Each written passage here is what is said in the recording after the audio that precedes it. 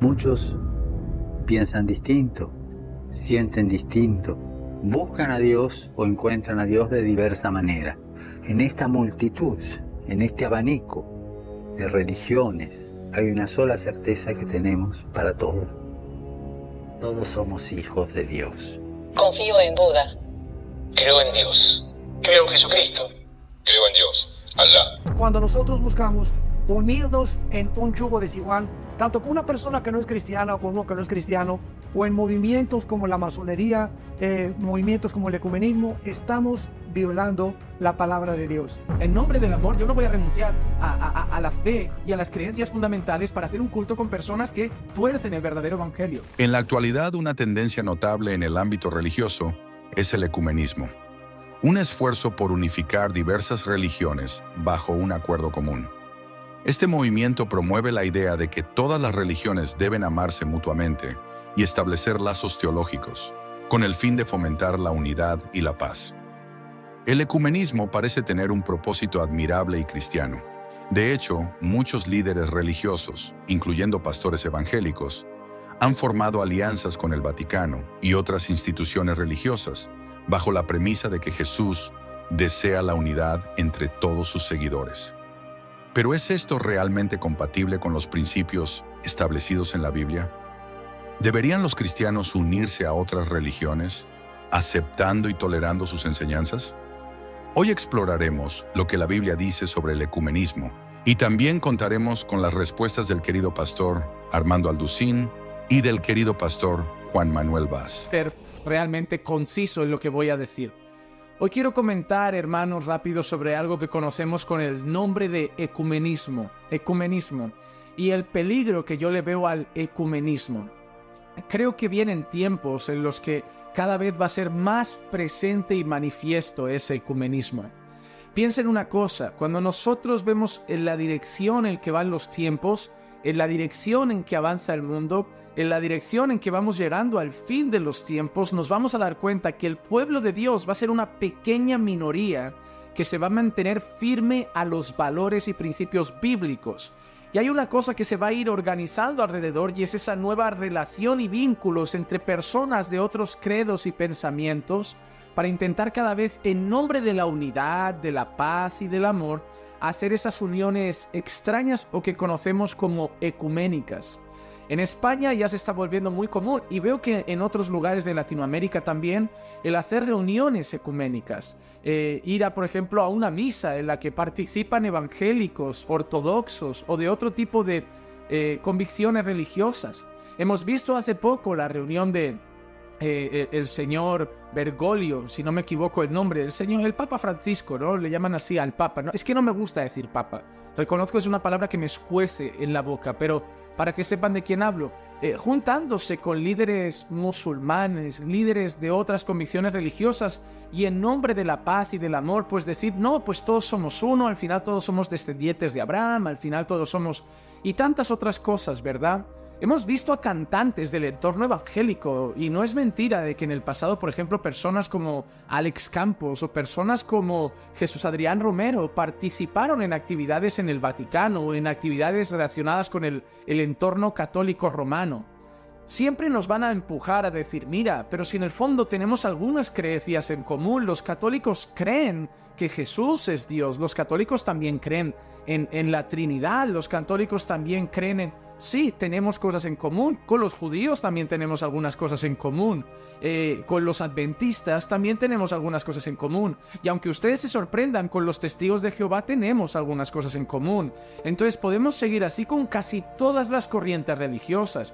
Es muy extraño encontrar alguna corriente religiosa hoy dentro de lo que conocemos quizá como cristianismo o las ramas del cristianismo a lo largo de la historia con las que no tengamos algo en común. Pero hay una diferencia en tener algo en común y en tirar a la basura los fundamentos y pilares de la fe cristiana.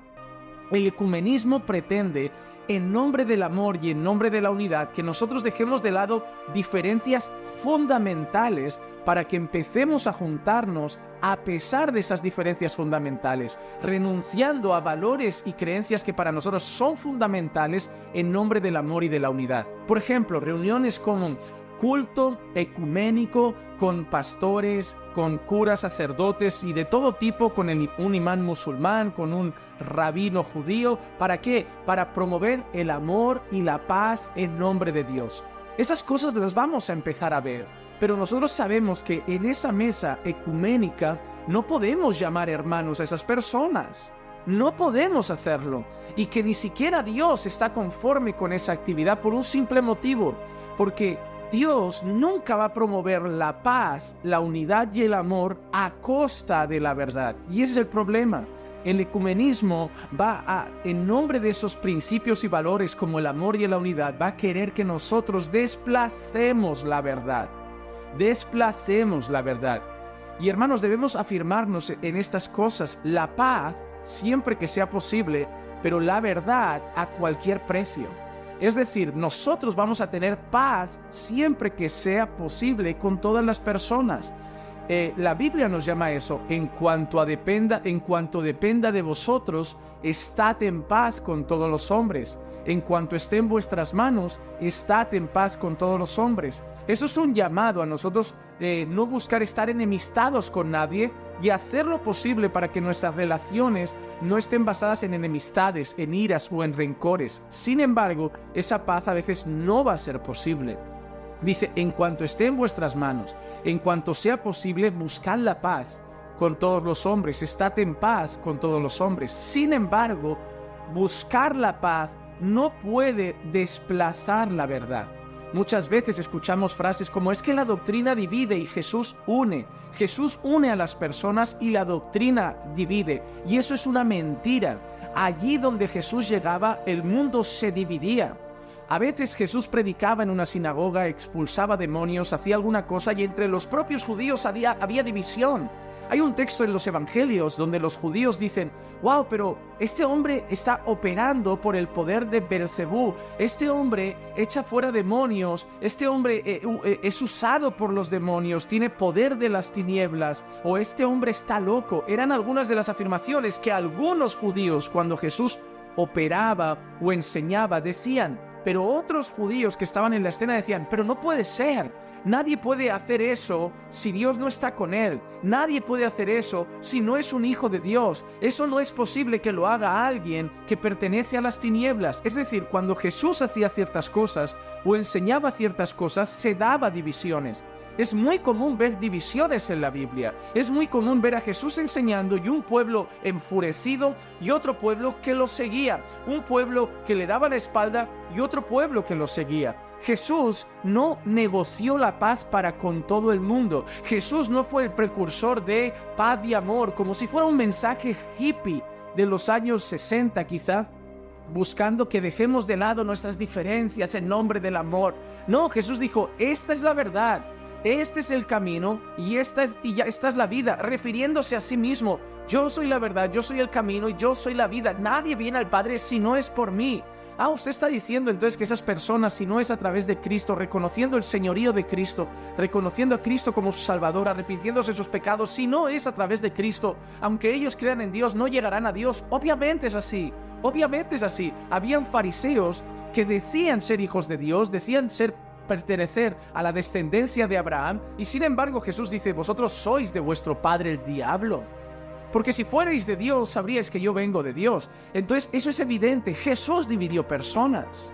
¿Por qué? Porque Jesús trajo la verdad. Él es la verdad y Él trajo la verdad. Y esa verdad divide, la verdad divide. Y el ecumenismo quiere desplazar la verdad que divide para unirnos en nombre de una falsa religión, en nombre de la unidad y el amor. Así que cuidado, cuidado. A mí gente me ha preguntado, pastor, ¿usted participaría en una reunión ecuménica? Si es una reunión ecuménica, no, jamás. Yo puedo sentarme en una mesa con un judío, con un musulmán, con un testigo de Jehová y con otras personas, pero para poner la verdad en la mesa, para decir, mira, esto es así, esto es lo correcto y eso no está bien, eso es mentira, eso es un error, eso es una herejía. Con amor, con humildad, con respeto, lo harían, pero no para compartir un culto. Nunca, nunca, nunca. Es más, dentro incluso de la rama evangélica hay personas que ya me parecen incluso de otras religiones. Yo nunca participaría en un culto de una iglesia de la prosperidad. Para mí es igual de ecuménico. En nombre del amor yo no voy a renunciar a la fe y a las creencias fundamentales para hacer un culto con personas que tuercen el verdadero evangelio. Así que solamente quiero decirles algo. Vienen tiempos de ecumenismo, vienen tiempos donde se va a promover el ecumenismo, vienen tiempos donde muchos pastores se van a rendir a ese nuevo movimiento y van a empezar a suavizar sus mensajes. Atentos con esto, creyentes, porque va a pasar. Los pastores van a empezar a suavizar sus mensajes. Los pastores van a empezar a promover el amor, la paz y la unidad con todos, a cualquier costo, a cualquier precio. Cuidado, cuidado. Si ven que sus iglesias empiezan a caer en un ritmo ecuménico, empiezan a participar en alguna cosa, o empiezan a haber comentarios así como que empiezan a favorecer el ecumenismo, cuidado, cuidado. Decir, no, mira, pero oye, los católicos al fin y al cabo sí tenemos algunas diferencias, pero mira, como dice el señor Luis Toro, somos hermanos separados, pero somos hermanos. No es así, no es así. Cuidado con el ecumenismo, cuidado con el ecumenismo. Yo se lo digo por amor a sus almas. Yo no gano nada con esto, es decir, yo no gano nada con este tipo de mensaje, yo no me beneficio de ningún tipo con este tipo de mensaje, solo creo que estoy intentando prevenir de algo que se ve venir, de algo que ya es evidente, de algo que ya está llegando, de algo que hace mucho tiempo está pasando, pero cada vez es más visible, cada vez es más común y conforme avanzan los tiempos cada vez va a ser más fuerte. Así que cuidado con ese ecumenismo. No estoy diciendo que ahora despreciemos a otras personas, no estoy diciendo ahora que odiemos a otras personas, pero hay una diferencia entre odiar y participar de cultos juntos. Hay una diferencia entre odiar y caminar juntos como si tuviéramos las mismas creencias. No es así. No los voy a odiar y además voy a orar para que Dios abra sus ojos, los saque del error y los conduzca a la verdad. Pero cuidado con el ecumenismo. Estoy viendo cada día en España más reuniones entre pastores y curas, pastores y sacerdotes, todo en nombre del amor, todo en nombre de la unidad. El propio ayuntamiento de nuestra ciudad nos ha mandado correos a nuestra iglesia. A mí me mandan correos como Pastor Juan Manuel, en representación de la iglesia Caminando por Fe, por favor participe de esta reunión en que vamos a juntar a líderes religiosos.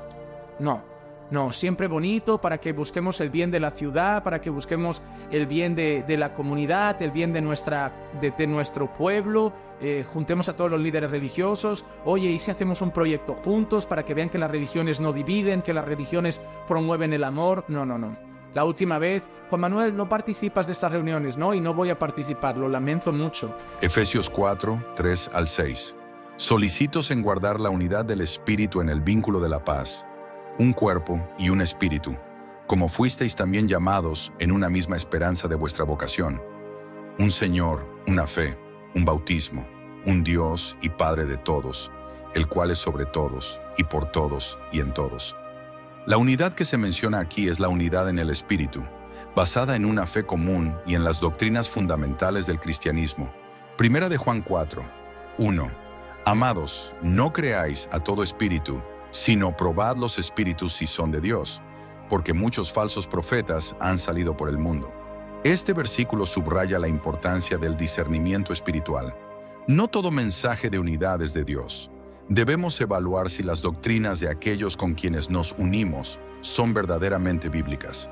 Segunda de Timoteo 4, 3 al 4. Porque vendrá tiempo cuando no sufrirán la sana doctrina, sino que teniendo comezón de oír, se amontonarán maestros conforme a sus propias concupiscencias, y apartarán de la verdad el oído, y se volverán a las fábulas. La advertencia es clara. Habrá quienes se desvíen de la verdad y adopten enseñanzas erróneas. Nuestra responsabilidad es mantenernos firmes en la verdad de la palabra de Dios. El ecumenismo, en su intención de promover la unidad, corre el riesgo de comprometer las verdades fundamentales del Evangelio. La Biblia nos llama a amar y ser pacificadores, pero también nos advierte sobre el peligro de aceptar doctrinas falsas y alejarnos de la pureza de la fe cristiana. La verdadera unidad en Cristo no se basa en compromisos superficiales, sino en una profunda adhesión a la verdad revelada en las Escrituras. Debemos examinar cuidadosamente cualquier movimiento de unidad religiosa a la luz de la Biblia. La palabra de Dios nos insta a ser discernidos, a mantenernos firmes en la doctrina y a buscar una unidad que refleje la verdadera enseñanza de Cristo. La fidelidad a la verdad debe ser nuestra prioridad, incluso en medio de un mundo que valora la unidad y la paz. Ahora escuchemos al pastor Armando Alducín qué tiene que decir respecto a este tema. ¿Podemos los cristianos participar de los movimientos ecuménicos? Esta es muy buena pregunta porque decíamos en la pregunta anterior acerca del ecumenismo que el Papa Juan Pablo II comenzó a promover por allá de los años 1985, casi a finales del siglo XX, que este movimiento ecuménico ha cobrado una relevancia muy importante en el mundo. Pero encontramos nosotros en la segunda carta a los Corintios, capítulo 6, segunda carta a los Corintios, capítulo 6, versículo 14 en adelante, un principio espiritual muy importante para todos aquellos que somos cristianos. Y dice así: no se unan en yugo desigual con los incrédulos. Recordamos que la palabra yugo era lo que unía a dos toros o a dos bueyes cuando araban el ganado. O sea, si no tenían este yugo, pues uno se iba para acá y otro se iba para allá.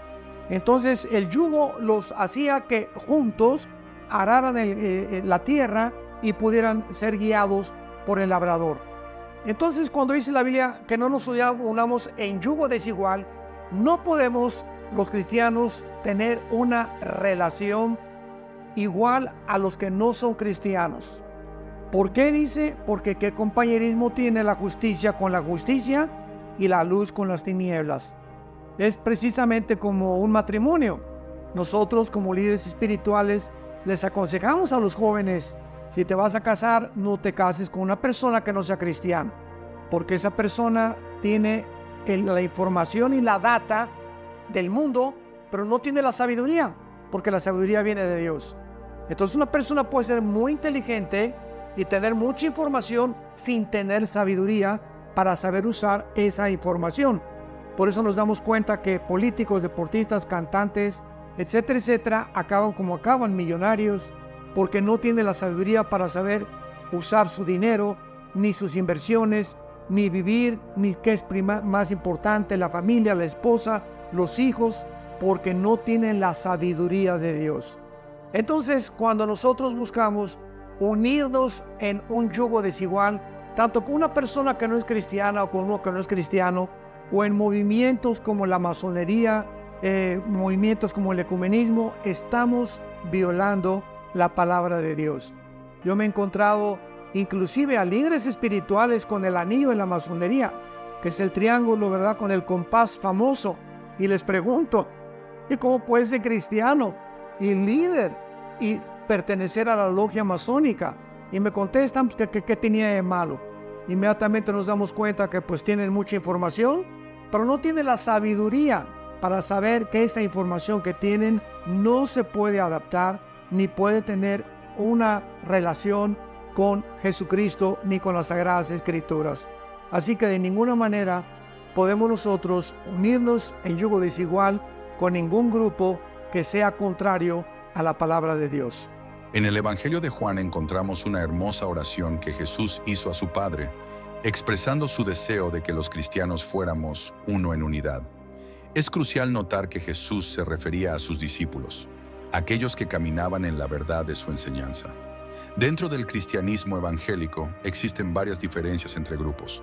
Algunos ejemplos son expresiones en la adoración. Algunos prefieren no levantar las manos al cantar, mientras que otros lo hacen con entusiasmo. Dones espirituales. Hay quienes creen en el uso actual de lenguas y otros dones, mientras que otros piensan que estos dones fueron específicos para la iglesia primitiva. Estas diferencias, aunque significativas, generalmente no afectan la salvación ni la fe común en Cristo.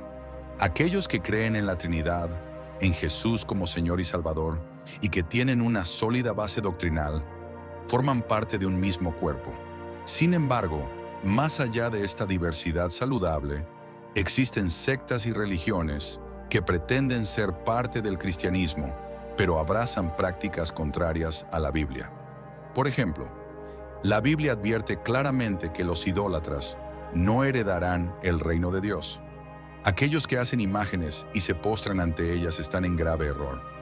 Algunos grupos no reconocen a Jesús como Dios. Esto ataca directamente la esencia del Evangelio, que proclama a Jesús como Dios y Salvador. Estas diferencias son más que simples discrepancias. Son pecados que alejan a las personas de la salvación. Por tanto, estos grupos no pueden ser considerados verdaderos hermanos en la fe. Juan 17:21. Para que todos sean uno, como tú, oh Padre, en mí y yo en ti, que también ellos sean uno en nosotros, para que el mundo crea que tú me enviaste. Jesús oró por una unidad basada en la verdad y la relación con Dios.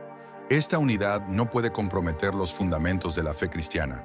Primera de Juan 4:1-3. Amados, no creáis a todo espíritu, sino probad los espíritus si son de Dios, porque muchos falsos profetas han salido por el mundo.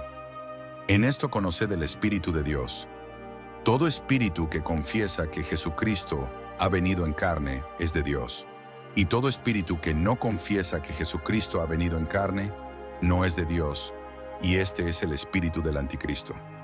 Debemos probar los espíritus y asegurarnos de que las enseñanzas que seguimos reconocen a Jesús como Dios encarnado. Segunda de Corintios 6:14-17.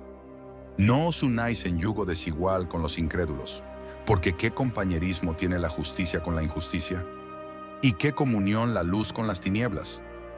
Por lo cual salid de en medio de ellos y apartaos, dice el Señor. Este pasaje nos insta a no unirnos con aquellos que no comparten la verdad bíblica, resaltando la necesidad de separar nuestras creencias de las falsas enseñanzas. La unidad que Jesús deseaba para sus seguidores es profunda y basada en la verdad de su enseñanza. Las diferencias menores entre verdaderos cristianos no deben dividirnos, pero debemos ser vigilantes y discernir cuidadosamente las enseñanzas que aceptamos, manteniéndonos alejados de aquellas que niegan la esencia del Evangelio. En un mundo que valora la unidad y la paz, es esencial recordar que la verdadera unidad cristiana se basa en la verdad bíblica y la fidelidad a las enseñanzas de Jesús. Debemos discernir y mantenernos firmes en nuestra fe, buscando la unidad en la verdad y apartándonos de las enseñanzas que comprometen el Evangelio.